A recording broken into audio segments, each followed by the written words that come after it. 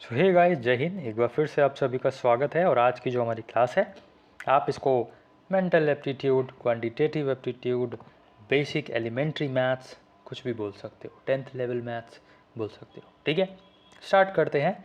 किसी भी entrance exam के लिए यूज़फुल होने वाली ये क्लास, और इसमें आप फुल स्कोर कर सकते हो अगर आप चाहो तो। ठीक है, तो चलिए स्टार्ट करते हैं। हम। क्वेश्चन नंबर 1 आपकी स्क्रीन पर ये रहा, देखो। Question number 1, if A completes the work in 10 days, ठीक है, हिंदी में भी बोलूँगा, and B completes the work in 20 days, then in how many days they both will complete the work. ठीक है, तो टाइम एंड वर्क का एक क्वेश्चन है। इसमें बोल रहा है कि अगर ए जो है वो 10 दिन में किसी काम को कंप्लीट करता है और बी जो है वो 20 दिन में किसी काम को कंप्लीट करता है, तो अगर ए प्लस बी दोनों मिलकर ये काम जो है वो कितने दिन में फिनिश करेंगे, ये आपसे पूछ रहा है। ध्यान से और बड़ी आराम से हम इस क्वेश्चन को समझेंगे। बेसिक मैं यहाँ पे आपको एकदम बना दूंगा, नींव समझ लेना। वर्क एंड टाइम का, इस पूरे चैप्टर का जो नींव है वो इस क्वेश्चन से मैं आपको बता दूंगा। ठीक है, और मैक्सिमम क्वेश्चंस में आपको उसी नींव की ज़रूरत पड़ेगी। तो देखो, सबसे पहले क्या करना है, आपको इन दोनों का एलसीएम लेना है। 10 और 20 का एलसीएम लेने पे हम मान लेंगे 20 एलसीएम आया। ठीक है, एलसीएम मतलब लासापा। ठीक है, अब क्या करना है, ये जो 20 है ये क्या है, तो ये है हमारा वर्क, बोले तो काम है ये टोटल। ठीक है, ये क्या है, काम है। राइटिंग थोड़ा सा इग्नोर करना, क्योंकि यार फिंगर यूज़ करके ही मैं यहाँ पे ऐसे आपको लिख के आपको बताने की कोशिश कर रहा हूँ। ठीक है, ध्यान रखेंगे। 20 ये जो आया है ये क्या है, काम है। नोट्स आप ज़रूर बनाइएगा और फिर उन नोट्स पे प्रैक्टिस ज़रूर करिएगा कि अगर हम एलसीएम ले रहे हैं तो क्या आ रहा है, फिर क्या आ रहा है। अब देखो, 10 से ये 20 कितने बार में जाएगा, तो आप कहोगे 2 टाइम्स में। और 20 से ये 20 कितने बार में जाएगा, तो आप कहोगे 1 टाइम्स में। तो ये जो 20 है ये क्या है, तो ये जो 2 है ये क्या आई है, एफिशिएंसी आई है। ठीक है, एफिशिएंसी। ये जो 1 है ये क्या आई है, एफिशिएंसी आई है। किसकी एफिशिएंसी भाई, आप कहोगे ए और बी की एफिशिएंसी। मतलब ये है कि अगर ए अकेला 10 दिन में काम कर रहा है, बी अकेला 20 दिन में काम कर रहा है, तो ए प्लस बी दोनों मिलके कितने दिन में काम करेंगे, हमको ये निकालना है। पहले हम क्या करेंगे, इन दोनों का एलसीएम निकालेंगे, तो हमारा आ जाएगा वर्क। वर्क के बाद हम एफिशिएंसी निकालेंगे कि 10 से कितने टाइम्स में जाएगा ये, 2 टाइम्स में। 20 से कितने टाइम्स में जाएगा ये, 1 टाइम्स में। तो अब क्या हमको मिला है कि ये जो ए है ना, ये 2 यूनिट काम पर डे कर रहा है, और ये जो बी है ना ये 1 यूनिट काम पर डे कर रहा है। ठीक है, इसको आप वर्क भी बोल सकते हो, इसको आप 20 यूनिट्स भी बोल सकते हो। ठीक है, इतना समझ में आया। हम फिर से लिखते हैं, ए काम कर रहा है 10 दिन में, बी काम कर रहा है 20 दिन में। ए प्लस बी कितने दिन में काम करेगा ये बताना है हमको। तो देखो, हमने यहाँ पे क्या किया था, 20 लिया था एलसीएम, 10 से 2 टाइम्स में गया, 20 से 1 टाइम्स में गया। हमको ए प्लस बी दोनों से काम करवाना है, तो ए प्लस बी दोनों जब काम करेंगे तो ये 2 + 1 कितना हो जाएगा, 3 हो जाएगा। क्यों इसको प्लस किया, क्योंकि देखो ए की एफिशिएंसी क्या है, 2 यूनिट काम 1 दिन में, और बी की एफिशिएंसी क्या है, 1 यूनिट काम 1 दिन में।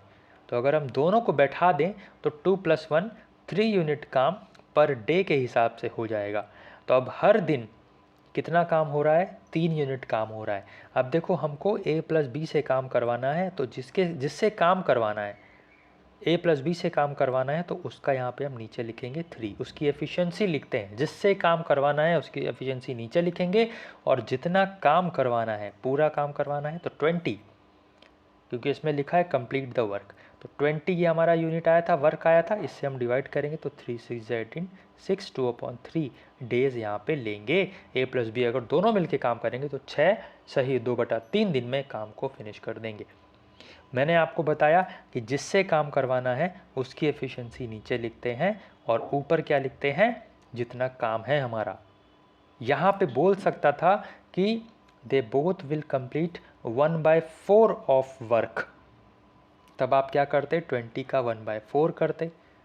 ठीक है, अब यहाँ पे a+b से पूछा गया है, यहीं पे आपसे पूछ सकता था a+b का देकर आपसे b से पूछ सकता था। तो चाहे जिसकी पूछे, मैं बोल रहा हूँ आपको बार बार, जिसकी भी एफिशिएंसी पूछेगा या पूछेगा कि c कितने दिन में काम ख़त्म करेगा या b कितने दिन में काम ख़त्म करेगा, इसमें c का डेटा नहीं दिया हुआ है, मैं आपको एक एग्जांपल बता रहा हूँ।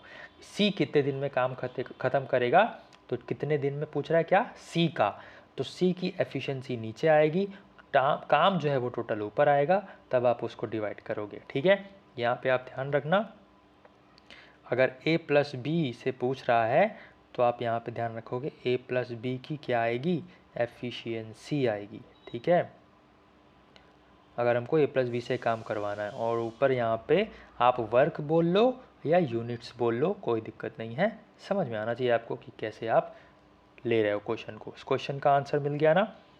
इसी कॉन्सेप्ट पर ही आपके क्वेश्चंस बनते हैं।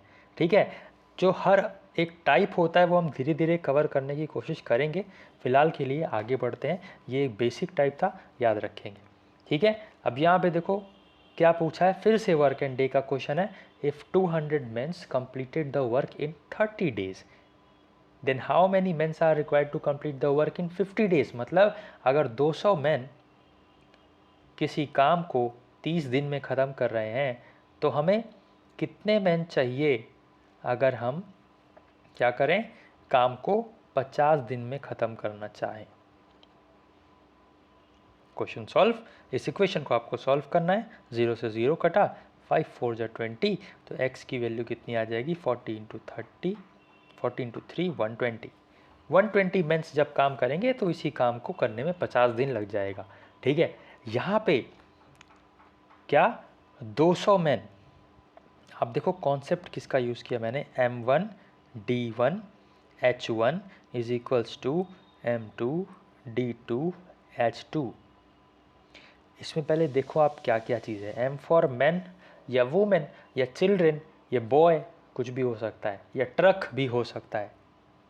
ठीक है, D फॉर कितने नंबर ऑफ डेज ले रहा है, तो D1। H फॉर कितने नंबर ऑफ आवर्स ले रहा है, आवर्स भी दे देता है भाई।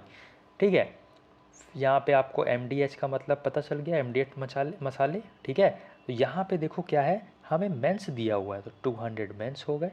हमें नंबर ऑफ डेज दिया हुआ है, 30 दिन में काम ख़त्म कर रहे हैं भाई। और दूसरा हमें फाइंड करना है कि कितने मेन, तो x कितने दिन में ख़त्म करना है, 50 दिन में। काटेंगे तो फिर वही x की वैल्यू कितनी आ जाएगी, x की वैल्यू कितनी आ जाएगी, 120। राइट, ध्यान रखेंगे। और इस क्वेश्चन को ना घुमा के भी पूछ सकता है। ठीक है, घुमा के कैसे, कि अगर हम किसी काम को 200 मैन जो है वो 30 दिन में ख़त्म कर रहे हैं, तो कितने कम, ठीक है, तो कितने कम हमको यहाँ पे मेंस करने पड़ेंगे जिससे कि काम 20 दिन और ज़्यादा ले ले, या कहेगा कि एक काम है जिसको 200 मैन मिलके 30 दिन में ख़त्म कर रहे हैं। अब क्या हुआ कि कुछ मेंस की तबीयत ख़राब हो गई, जिसकी वजह से वो जो तबीयत ख़राब हुई जिनकी, वो आना उन्होंने छोड़ दिया, काम को छोड़ दिया, और अब वही काम 50 दिन में कंप्लीट हो रहा है। तो बताइए कि कितने मेंस ने काम को छोड़ा। मैं रिपीट कर रहा हूँ, क्वेश्चन ध्यान से सुनेंगे। अगर कोई काम 200 आदमी या वुमेन्स या चिल्ड्रेन या बच्चे या ऐसे कुछ करके 30 दिन में काम ख़त्म कर रहा है, ठीक है, बच्चे तो काम करेंगे नहीं क्योंकि वो अगेंस्ट में है। कौन से आर्टिकल में, अच्छा ये पूछा गया है कि prohibition of work for child age. ठीक है, बच्चों से काम करवाने का प्रोहिबिशन है, किस आर्टिकल में, कमेंट बॉक्स में आपको बताना है। बैक टू द क्वेश्चन, 200 आदमी 30 दिन में काम ख़त्म कर रहे हैं, कुछ आदमियों की तबीयत ख़राब हो गई और अब वही काम 50 दिन में कंप्लीट हो रहा है। तो बताइए कितने आदमियों की तबीयत ख़राब हो गई थी जिससे काम लंबा खिंचा या 20 दिन ज़्यादा खिंच गया। तो आप कहोगे 200 में से x की तबीयत ख़राब हो गई। ठीक है, फिर से लिख देता हूँ थोड़ा सा, 200 आदमी मिलके 30 दिन में काम ख़त्म कर रहे हैं। अब 200 में से कुछ कम हो गए, तो कुछ कम हो गए मतलब हम x मान ले रहे हैं सिंपल, और 50 डेज़ में अब काम ख़त्म हो रहा है, इसको आपको सॉल्व करना है। बोले तो 0 से 0 कैंसिल, 5 4 जा 20, यहाँ पे आ जाएगा 120 is equals to 200 minus x इधर जाएगा और 200 minus 120, that means it will give you 80 is the right answer. 80 जो मेंस हैं उनकी तबीयत ख़राब हो गई। देखो फॉर्मेट वही था कि नहीं, क्वेश्चंस की लैंग्वेज ज़रूर बदलेगी, लेकिन फॉर्मेट आपको ध्यान रखना है जो मैंने बताया। एक चीज़ और अच्छा बता दूं, फिर यहाँ ई बुक के बारे में बता दूंगा और फिर आगे भी कुछ क्वेश्चन है।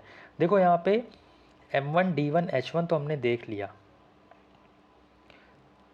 M2 D2 H2 तो हमने देख लिया। एक चीज़ और आती है W1 और W2। आप कहोगे सर ये W1 W2 क्या है? MDS तो याद हो गया मसाले से।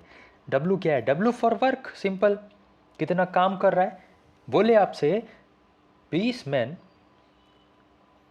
20 दिन काम करके 8 घंटे पर डे के हिसाब से कितने 200 पेज लिख डालते हैं। क्या बोला? 200 पेज लिख डालते हैं। तो जो 200 पेज लिखा वो काम था। 200 पेज लिखना ही तो काम है ना, तो यहाँ ये आ जाएगा। फिर पूछेगा आपसे कि बताइए आप 400 पेज लिखने के लिए तो आप क्या कर रहे हो? डिवाइड कर रहे हो। ध्यान रखना वर्क हमारा इन्वर्सली प्रोपोर्शनल है, नीचे पे आएगा वर्क, ठीक है।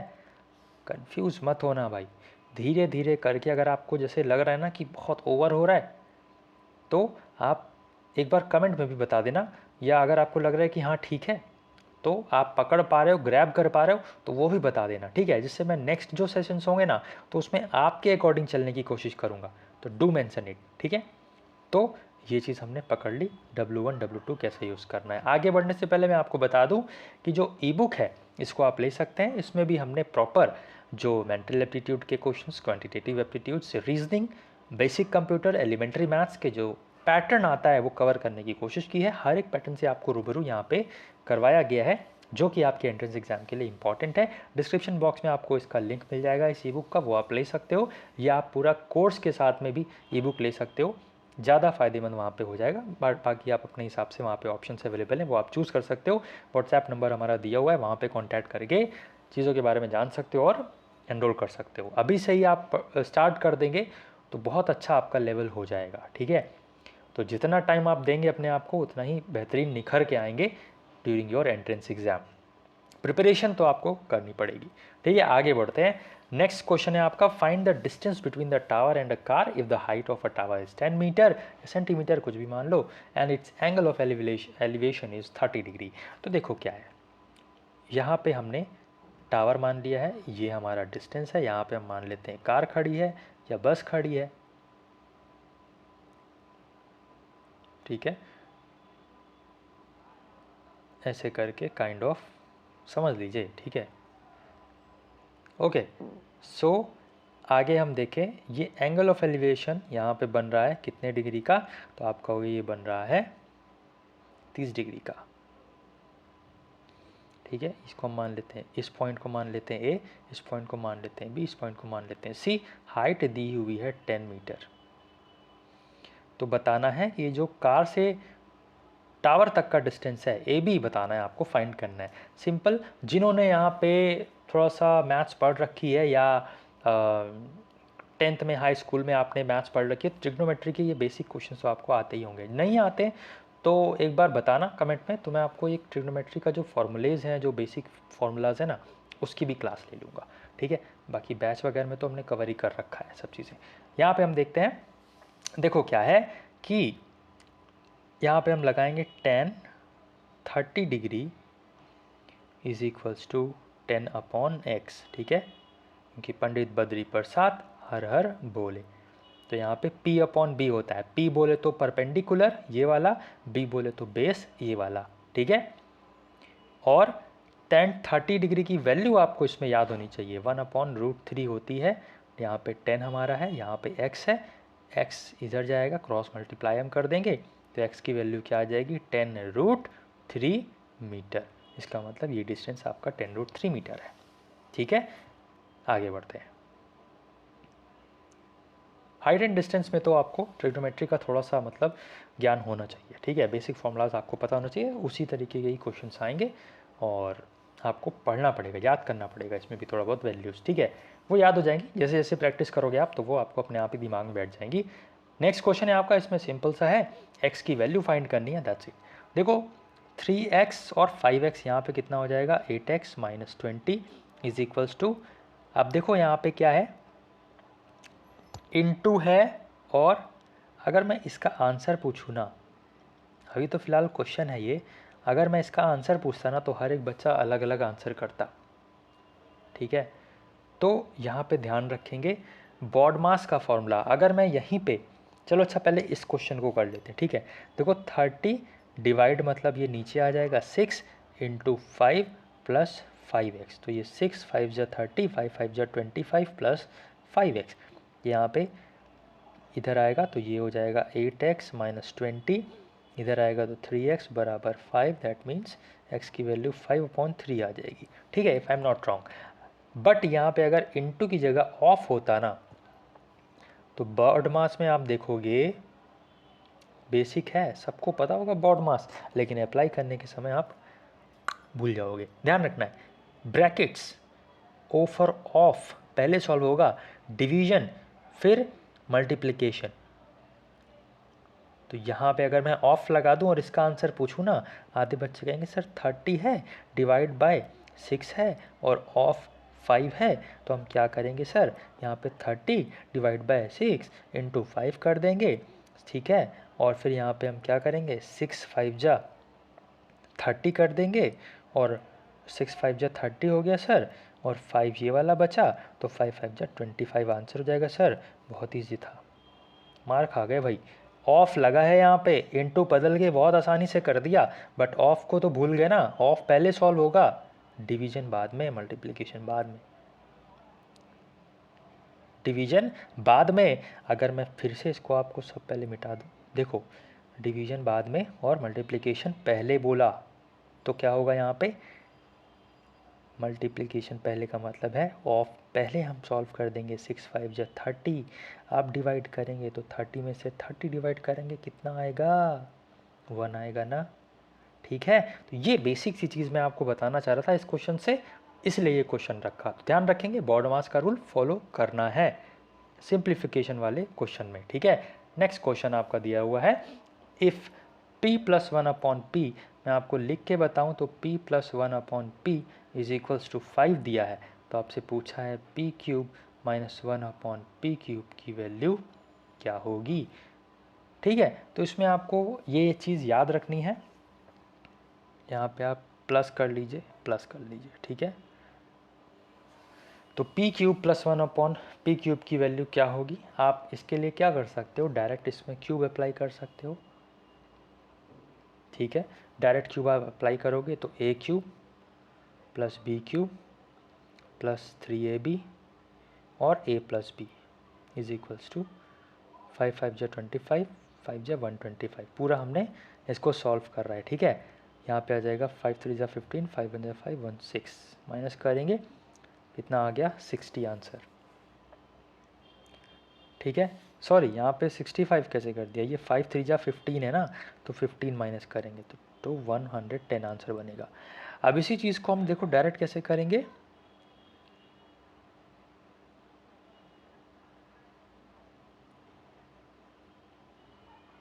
कितना आया 110, आप कहोगे सर ये तो आपने यहाँ से देख के कर दिया, नहीं बॉस, ये फॉर्मूला होता है। फॉर्मूला क्या होता है, अगर आपको यहाँ पे दिया हुआ है, एक मिनट मैं मिटा दूँ पहले ये, हाँ, अगर आपको ये चीज़ काट दो पहले, ठीक है, अगर आपको यहाँ पे p plus 1/p is equals to 5 दिया हुआ है और p cube plus 1/p cube पूछ रहा है, तो इसका फॉर्मूला क्या होगा, a का क्यूब माइनस 3a, और a बोले तो ये हो जाएगा आपका 5, ठीक है। बहुत ईजी सी लैंग्वेज में मैं फिर से लिखने की कोशिश करूँगा, अगर आप समझ लो कि p plus 1/p is equals to x दिया हुआ है और आपसे पूछ रहा है p cube plus 1/p cube, तो आप क्या करोगे, x का cube minus 3x, got it.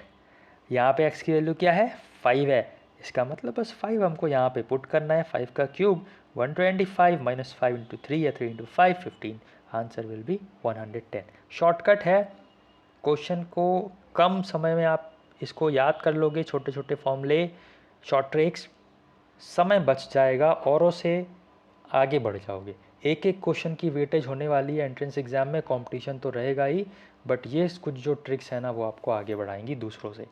तो कोशिश ये है कि आपको हर एक तरह के क्वेश्चंस यहाँ पे हम दिखाएं, उसको समझाने की कोशिश करें। और जैसा कि मैंने आपको बताया कि ये जो जिस तरीके से मैं आपको समझाते हुए चल रहा हूँ ये बढ़िया है, या आपको लग रहा है कि ओवर हो रहा है, आप एक क्वेश्चन में बहुत ज़्यादा बता दे रहे हो, नहीं समझ पा रहे हैं, पकड़ नहीं पा रहे हैं, या जो आपने बताया वो तो पकड़ ले रहे हैं पर एक्स्ट्रा चीज़ जब आप बता रहे हो तो गंडोगोल हो जा रहा है, तो आप जो है जो क्वेश्चन है सिर्फ बस उसका बताइए, अगले क्वेश्चन में आप दूसरे जो मेथड्स हैं वो आप बता दीजिए। अगर आप ऐसे बोलोगे तो ऐसे बता देंगे, अगर आपको लगता है कि नहीं ये ठीक है तो आप वो बता दीजिए, तो अगले जो सेशंस होंगे उसमें वैसे चलता रहेगा। और देखो ये ना बच्चे मतलब स्टूडेंट टू स्टूडेंट पे डिपेंड करेगा।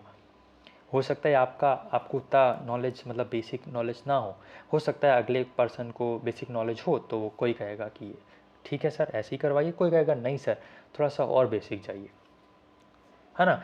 तो मैं आपको इसी तरीके से समझाने की कोशिश कर रहा हूँ कि आप चाहे जितने स्मार्ट हो या आप चाहे जितने खिलाड़ी हों, मैं हर एक स्टूडेंट को इक्वल तरीके से लेकर चल रहा हूँ और इसीलिए बेसिक से बताते हुए चल रहा हूँ। ओके, आई होप आपको क्लास अच्छी लगी होगी। क्वेश्चंस का जो वे है करने का, सॉल्व करने का तरीका है वो समझ में आया होगा। फ़िलहाल के लिए बस इतना ही, मिलते हैं नेक्स्ट क्लास में।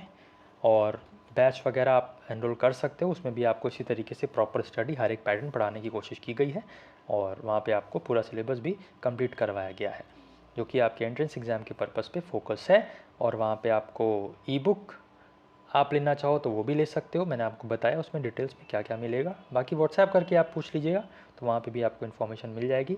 और बैच भी आप ले सकते हो, दोनों चीज़ आपकी अवेलेबल है, कॉम्बो भी आपके लिए अवेलेबल है जिसमें आपको फ़ायदा होगा।